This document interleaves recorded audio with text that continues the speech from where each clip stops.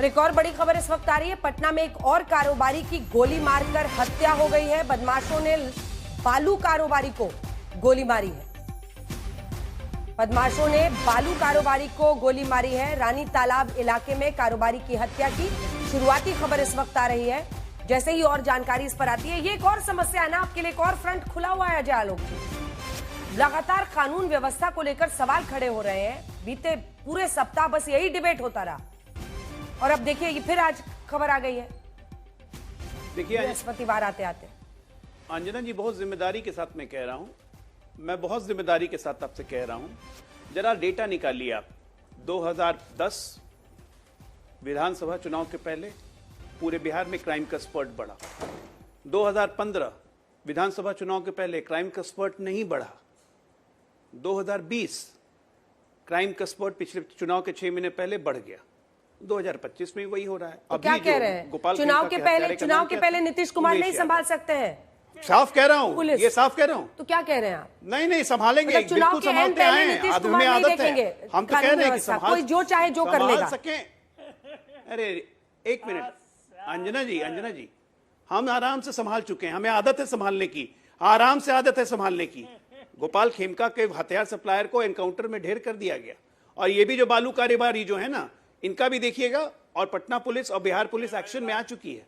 इन लोगों ने तो मुहर्रम पे भी दंगे करने की साजिश की थी। एक साथ 40 जिले में, कौन नहीं जानता है। मंदिर पे पत्थरबाजी इनके लोग करते हुए पकड़े गए। 250-300 से ज्यादा लोग अरेस्टेड हैं।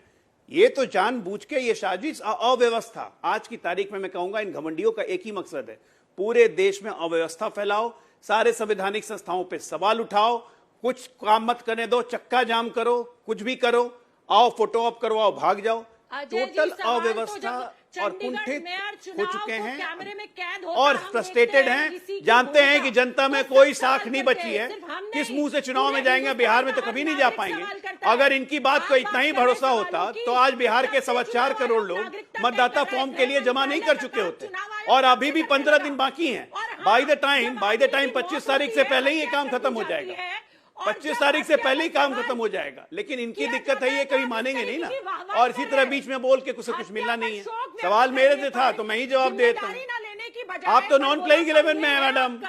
कांग्रेस तो बिहार में नॉन प्लेइंग 11 में है। कांग्रेस तो नॉन प्लेइंग 11 में है ना। तो बिहार का सवाल था डॉली जी। कांग्रेस यूपी की तरह बिहार में भी नॉन प्लेइंग 11 में है। कल देख लीजिए, तेजस्वी ने चढ़ने नहीं दिया आपके नेताओं को। तेजस्वी ने आपके नेताओं को राहुल गांधी के साथ चढ़ने नहीं दिया।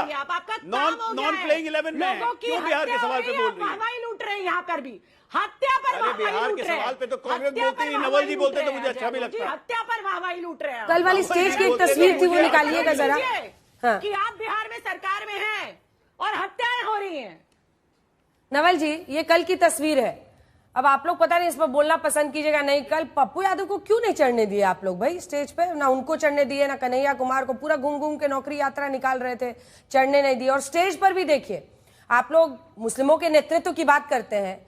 अब्दुल बारी सिद्दीकी आपके नेता, किसी को वहां पर स्टेज पर जगह नहीं दी गई। आपके जो अध्यक्ष हैं वो भी नहीं थे। क्या वजह है? इतना सिलेक्टिव क्यों हो गए? देखिए, एक मुस्लिम चेहरा नहीं स्टेज पर।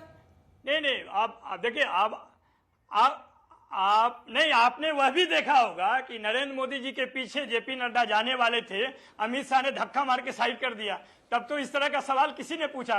यहाँ पे तो जो कार्यक्रम का जो स्वरूप है उसके हिसाब से चल रहा था। क्या पप्पू जी और कन्हैया जी बीजेपी के हेडक्वार्टर गए थे सवाल पूछने कि हमारे लिए आवाज उठाइए? उनका जो कार्यक्रम था अपना कर रहे थे। और जिस तरह का हम कहाँ उठा रहे भाई? उसी हिसाब से हम नहीं उठा रहे कोई आवाज। क्यों समस्या होगा? जिसको माने उसको लीजिए। अरे पप्पू यादव कल बहुत नाराज थे हमारे शो में। हमने उनसे जैसे पूछा गुस्सा गए, बोले कि जन्म भी नहीं लिया होगा तेजस्वी यादव ने जब मैं सांसद था। वो तो अपना एक तरफा प्यार कांग्रेस के लिए निभाते रहते हैं। वो राहुल जी करते हैं, किसी ने उनको जगह नहीं दी। नहीं